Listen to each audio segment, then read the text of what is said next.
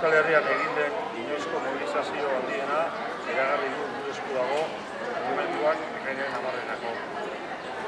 Donostia, Bilbo eta Gasteiz artean bidean 11 herri lotu eta 409 kilometroko luze izango dituen izakatea egingo da egun horretan.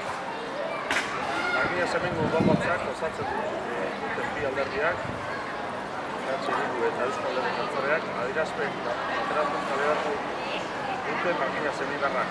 Izakatean pactu hartzera deitu. Lan egiteko konpromiso irmoa adierazi nahi dugu Markinas Hemengo udala osatzen dugun hautetzio. Etorkizuna gure esku izango den aro berria zabaldu nahi dugu. Orain arteko ezintasun eta mugak kultura demokratiko eta erabakitzeko gaitasun bihurtu nahi ditugu. Aro berri horretan, egun indarrean dagoen marko juridiko-politikoak ezartzen dizkigun mugak gainditu behar ditugu. Burujabetzaren bidean, tresnak behar ditugu gure etorkizuna elkarrekin eraikitzeko. Egoera horren aurrean, erabakitzeko eskubidearen aldeko aldarriak inoizko babesik handiena izan behar du. Epe luzerako bizikidetza bermatzeko. Ezinbesteko baldintza baita, gure etorkizuna hemen eta guk erabakitzea. Euskal Herriak eta Euskal Herritarrok.